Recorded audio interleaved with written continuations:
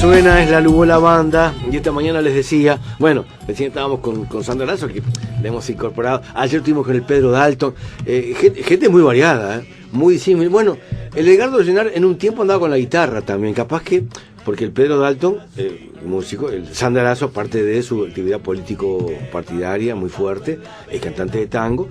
El Edgardo Llenar, activista social, durante mucho tiempo al frente de la Secretaría de Derechos Humanos en el PIT-CNT, también supo andar con la guitarra. O sea que capaz que vamos a armar una banda de columnistas, cantores y musiqueros. Bienvenido, Edgardo. Lo único que toco en este momento es el teléfono. No, pero yo recuerdo que... Sí, claro que sí. Que sé que era muy joven. Pero, ¿y el tema de la percusión? ¿Seguiste con...? Sí, eso sí, de vez en cuando le pego. Recordemos en qué cuerda saliste. Salí en la Morenada 2 años y después salí en Cuaraina algunos años también. Mirá vos. Para aprender, ¿no? A tocar. Claro. Como blanco, ojo, claro. Con mucho respeto. Y esta mañana me decía Edgardo Llenar, sale con tambores de guerra, no sé, son tambores de guerra, sale con tambores de llamada, a propósito de la última interna, de lo que pasó el domingo. ¿Qué reflexión querías compartir con nosotros? Y la derecha está desesperada, ¿no? Esa es la primera reflexión. Chao, titular. Atención a la República, paren las rotativas. Portada mañana. Edgardo Llenar. La derecha está desesperada. Claro, porque primero saben perfectamente que los resultados de estas elecciones parciales totalmente no está marcando en lo más mínimo lo que va a suceder en octubre. Pero yo creo que una de las señales más claras de esto es cómo el arco de la derecha, desde Manini, Novik hasta la calle, que tienen en algunos casos algunas diferencias de relativa importancia, en otros casos muy sutiles, ya han establecido una estrategia en común. Lo establecieron antes de las elecciones. Acá hay un enemigo. El enemigo es aquel sector de la política que durante los últimos 15 años ha tenido, con errores y aciertos, ha tenido una conducta desde el punto de vista ético, desde el punto de vista político, desde el punto de vista democrático, absolutamente intachable, ¿no? Y para este octubre, efectivamente, lo que está planteado a nivel nacional es continuar con un proceso de cambios y de transformaciones que en algunos casos tiene una profundidad muy, muy importante.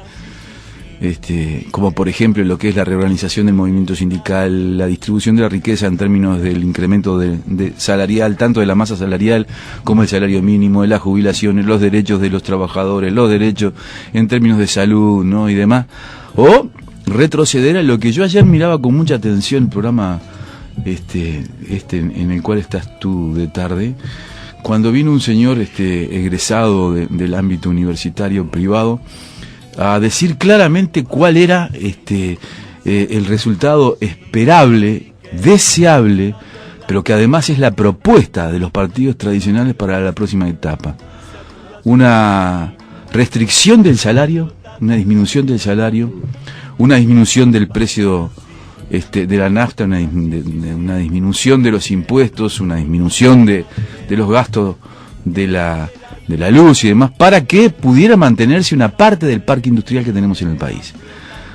Estaba refiriendo a un análisis que vos habías compartido en página 12 del principal líder, el productor sojero, sobre que bueno, está contentísimo con el acuerdo porque si van a tener que caer industrias y trabajadores en la calle y demás, no importa, lo que importa es digamos los datos macroeconómicos y cómo se van a llenar el bolsillo aquellos que son los dueños del poder económico. Para que quede claro lo que este poderoso industrial sojero planteaba en la Argentina, decía que no hay que tener miedo a que desaparezcan sectores. Fue lo que dijo este señor ayer, lo tomó de tus palabras y lo dijo. Este señor anoche me comentaba un amigo que podría ser el canciller del presidente, del candidato a presidente del Partido Nacional. Ah, mira. Entonces, estamos ante una realidad en la cual si el susto no despierta al mamado, como dijo nuestra querida compañera en las elecciones pasadas, el retroceso en el proceso que nosotros hemos tenido va a ser brutal, ¿no? Entonces creo pero es importante no solamente quedarse en el eslogan, son buenos y somos malos, no, ¿qué es lo que están proponiendo realmente? ¿Qué es lo que han propuesto en los ámbitos en los cuales se expresan en los ámbitos de la prensa, en los ámbitos de las comidas de ADM y demás, ¿no?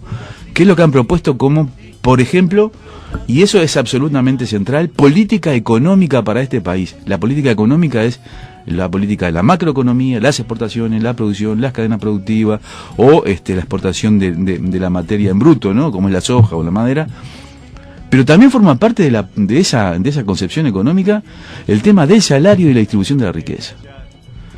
Y hoy, después de 15 años de gobierno en los cuales el crecimiento del Producto Bruto, y creo que exenciones impositivas demasiado importantes, sostengo, por parte del gobierno hacia los sectores exportadores, ha permitido un nivel de concentración de riquezas nunca visto en la historia del Uruguay.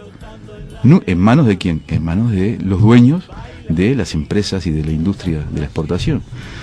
Entonces, pero lo que se propone por parte, y por eso es que hay dos proyectos de país, no es continuar, es profundizar con esto, quitándole a los trabajadores los derechos adquiridos. Y se podrá decir ahora que querrá o no convocar a los consejos de salario, ¿no? Fue demasiado grosero lo que dijo el candidato a presidente, y le cayó todo el mundo, ¿no? Entonces hizo una pirueta como nos tiene acostumbrado en el aire en lugar de hacer la bandera, y dijo lo que dijo, que es absolutamente falso.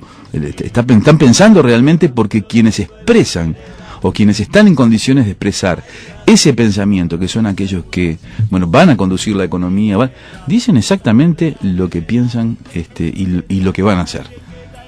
Entonces digo, el retroceso en cuanto a los derechos está planteado en todos los planos. Está planteado en el plano de los derechos humanos, está planteado en el tema de los derechos ciudadanos, de los derechos de los trabajadores, de los derechos de las empleadas domésticas, de los peones rurales. El retroceso está planteado absolutamente en todos los ámbitos. O sea, realmente hay dos proyectos de país, y nosotros tenemos que asumir que hay dos proyectos de país para poder salir a denunciar lo que un proyecto de país, aquel que es antagónico al nuestro, pretende, lo que nosotros pretendemos, y a su vez, que es muy importante, ¿no? Que es muy importante, ¿cómo hacemos para defender los logros que hemos tenido? ¿Qué capacidad tenemos para decirle a la gente, para ir a la calle, para convocar, para decirlo de todos los ámbitos que tenemos para expresarlo? ¿Cómo hemos logrado avanzar en un momento tan difícil de la humanidad hasta el punto en el cual estamos, y que seguimos siendo un país que está, en la expectativa de los sectores más avanzados, más progresistas de América Latina, como, la esperanza de qué va a pasar en octubre? Porque la continuidad de este gobierno que nosotros defendemos profundamente, sin ningún lugar a duda, y al cual criticamos de adentro como tenemos que hacerlo, pues para eso somos un movimiento coalición, ¿no? Tenemos matices. La continuidad de este gobierno es, en definitiva, lo que está hoy arriba de la mesa, como la posibilidad de seguir manteniendo, de acrecentar en cuanto a derechos para el conjunto de la sociedad. La otra cara de eso, es la cara de la represión, planteada por el proyecto de reforma del tercero, en disputa en el Partido Nacional.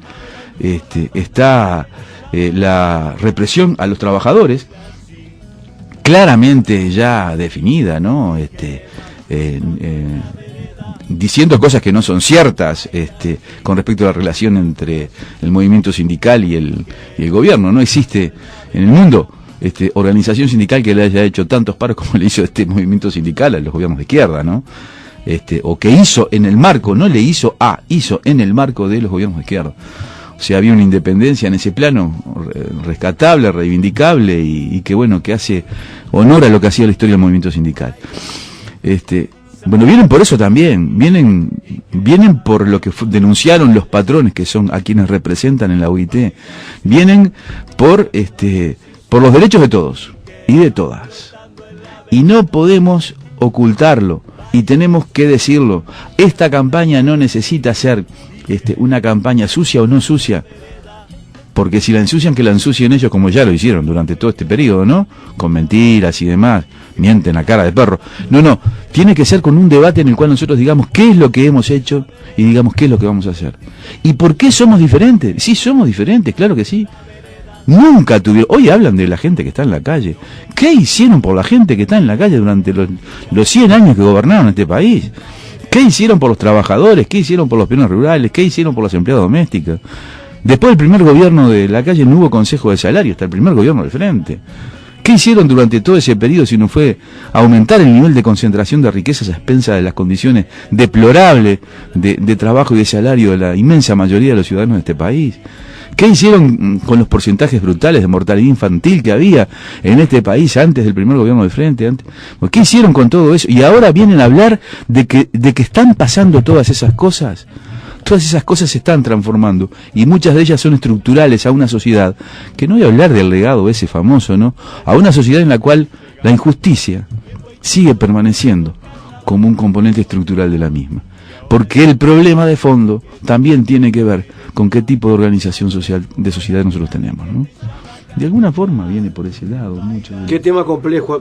El otro día escuchaba una especie de intercambio de opiniones, gente señalaba un poco el punto de vista que estás señalando tú, y alguien planteó, ¿tú crees que en Brasil a Bolsonaro no lo votaron también afrodescendientes? A pesar del desprecio que él manifestó públicamente en torno a este sector social. ¿Tú crees, planteaba con mucho énfasis, que en Brasil no hubieron muchos integrantes de la comunidad gay que terminaron apoyando a salieron haciendo reclames por él, a pesar que había despreciado hasta su propio hijo? En caso hipotético prefería matarlo ante esa situación? ¿Cómo se entiende eso? La cultura dominante es la de la clase dominante. Ese no es un esquema, es un axioma en el pensamiento de muchos quienes somos de izquierda y socialistas, ¿no?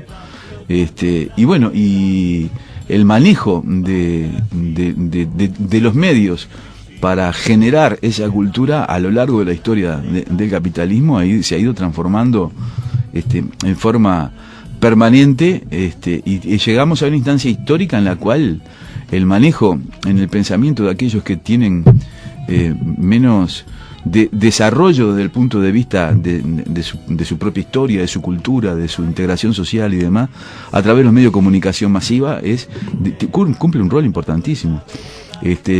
Yo miraba lo que sucede acá y veía gente que efectivamente ha salido en el Uruguay de niveles de pobreza, de exclusión, o en algunos casos de la exclusión a la pobreza, porque hay una pobreza estructural que es muy difícil de combatir si vos no provocás cambios profundos, y hacia eso, o sea, hacia donde hay que apuntar, pero también hay un nivel de recuperación desde el punto de vista de no solo el poder adquisitivo, sino de aspectos que hacen a la dignidad y a la condición humana, que solo se lograron en los últimos 15 años, y hay mucha gente que eso no lo está viendo. ¿Por qué? ¿Pero por qué es que no lo está viendo? Porque en el pleno de la subjetividad del ingreso a través de los medios de comunicación masivos y de la utilización en forma sistemática y permanente de la vieja consigna de Goebbels, ¿no? Aquel nazi que realizaba la propaganda del nazismo, repetir una mentira 1000 veces la transforma en una verdad.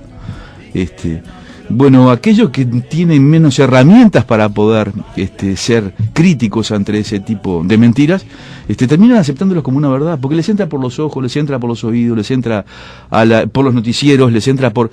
Y está bien, una cosa es defender la libertad de prensa, y hay que defenderla, y que se expresen todo lo que quieran. Ahora, lo que es inaceptable e increíble es que nosotros en 15 años no hayamos logrado tener un lugar a partir del cual comuniquemos a la sociedad lo que ellos comunican a través de todos los canales. Porque ese es un problema de la izquierda. Hoy la izquierda no tiene un ámbito desde el cual comunicar las realizaciones, los proyectos, a convocar a participar, a convocar a opinar, ¿no? Como convocan ellas desde los medios de comunicación masiva. Vos agarrás un noticiero y arranca con un asesinato y termina con una rapiña, como si en Uruguay viviéramos en Sarajevo. Lo escuchás a este hombre, al tercero, convocando a los militares a la calle, que ni Manini le dio pelota porque le dijo que no estaba de acuerdo, ¿no? Pero y la gente se lo cree, y es mentira. A ver, y decir que es mentira te hace correr el riesgo de que te digan, pero ¿en qué país vivís? Y yo vivo acá en Uruguay. Y sé qué es lo que está pasando en Uruguay, sé lo que está pasando en América Latina, sé lo que está pasando en Argentina, en Brasil, sé en qué momento histórico estamos viviendo de nuestro proceso civilizatorio. Porque en realidad lo que se está produciendo en el mundo en este momento es una transformación en términos civilizatorios brutal. la incidencia y la importancia de los medios de comunicación masiva, y el dominio de los mismos por parte de los sectores dominantes. También incluye aquellos sectores que hoy dominan otras partes de la sociedad, como es el narcotráfico, y el narcotráfico organizado en la política, el narcotráfico organizado en la cultura, en los medios de comunicación masiva, en la organización de los poderes públicos. Esa es la realidad que nosotros vivimos hoy a nivel mundial. Y bueno, y contra eso, ¿cómo hacemos para pelear? Se dice que no hemos hecho nada. Es mentira, se han hecho infinidad de cosas en este país y quedan infinidad de cosas para hacer. ¿Por qué? Porque en definitiva en algún momento se va a tener que plantear también la discusión, ¿no? De qué tipo de sociedad nosotros queremos. Y en el marco de esta sociedad nosotros también tenemos que plantearlo. Tenemos que plantear la necesidad de que la distribución de la riqueza tiene que ser mayor, que la carga impositiva tiene que ser mayor para aquellos que más ganan, porque no van a perder por aportarle más a una sociedad que necesita de esos ingresos económicos para poder desarrollar políticas sociales que en definitiva le lleguen a aquellos que hoy siguen siendo excluidos en esta sociedad. Es brutal, ¿no? El otro día yo hablaba en la puerta de mi casa con un muchacho que ahí cuida coches que me decía que vi un asentamiento y que él veía que le daban a la tarjeta esta gente del asentamiento y que después hacía no sé qué, en forma crítica, ¿no? Entonces, ¿hasta qué punto hemos llegado con respecto a lo que es la penetración a través de los medios de comunicación masiva y a través de un discurso político repetitivo, ya digo, siguiendo la ley de Goebbels, ¿no? El consejo de Goebbels, que hasta aquellos que son hoy beneficiados por algo que es mínimo, estamos hablando de 2.000 mangos que nos dan simplemente para algo, pero que sí se han beneficiado de políticas de inclusión social de otro tipo, desde el punto de vista de acciones comunitarias, desde el punto de vista de la instalación de policlínica, del desarrollo de la salud pública a niveles que hoy tenemos hospitales que son referencia en el plano latinoamericano. Esos también hoy están viendo desde esa perspectiva. Entonces lo que vos decías, Beto, ¿hasta dónde se permea? ¿Hasta dónde se llega? Y hasta dónde nosotros tenemos la obligación de dar todos los debates. Porque mienten y hay que decirles que mienten. Mienten y mienten a cara de perro y hay que decírselos en la cara. Y nosotros tenemos que ser autocríticos porque debemos saber que tenemos que salir a dar esos debates sin temor. No, acá no es de guante blanco. Acá el hecho de que hayan dos visiones de país y dos proyectos de país distintos no es un mero accidente de la historia. No es un mero... Acá lo que está en juego es el destino de este país. En el cierre de este punto de vista de Edgardo Llenar, sumo a Silvia. Dice, hola Alberto, preguntarle al compañero qué opina del Tratado Mercosur-Unión Europea. Abrazo, Silvia Rotundo. Esto vino por el WhatsApp, el 094-98-1410. Sí, yo personalmente tengo mis dudas no solo con los mecanismos, sino mis dudas con, más allá de que nuestro gobierno lo ha suscrito, ¿no? Con las alegrías de los actuales presidentes de Brasil y de Argentina, que son en definitiva quienes están llevando una política social y una política económica de destrucción de la sociedad y en quienes se miran blancos y colorados desde el momento en el cual ganaron las elecciones. Los tuits de Verónica Alonso, de la calle, de la Rañaga, de Sanguinetti, todo con respecto a esto. Bueno, en el marco entonces de esa realidad, nosotros vamos a tratar de estudiar en profundidad, como lo hicimos con el TLC con Chile. Creemos que esto conlleva otra serie de riesgos. El Uruguay ha tenido una política que lo llevó a tener más de 100 mercados de relacionamiento económico, dicho por quienes estábamos a favor y en contra del TLC, ¿no? Como un argumento con el cual contrastábamos, con el cual estábamos de acuerdo, y creemos que el desarrollo del comercio internacional se ha dado en términos realmente espectaculares, ¿no? Ahora, tenemos problemas con respecto a esto, porque si efectivamente convenio con la Unión Europea termina desarrollando una realidad económica en la cual la pérdida de las fuentes de trabajo, la pérdida de los derechos, la pérdida del salario y la pérdida en definitiva de soberanía en algunos aspectos. Ese resultado final, nos tendrá a quienes daremos la pelea en una forma civilizada y con la discusión que hemos tenido durante todo este tiempo en contra de esto. Pero todavía no lo tenemos definido, tenemos que leerlo en serio, no lo tenemos, no lo hicieron llegar, por lo tanto son solamente visiones que se aproximan a lo que es un análisis de la realidad, no son un análisis en serio. Para quedarse pensando esta fría mañana en torno a estos calientes temas que trajo aquí a la mesa, que trajo aquí a la rueda Mariando, que trajo aquí a la 1410 Edgardo Ollenar. Que tengas buena jornada. Gracias igualmente, un saludo a todos y bueno, vamos arriba. Vamos arriba, vamos nosotros. Edgardo Ollenar, gente, esta mañana también en la rueda.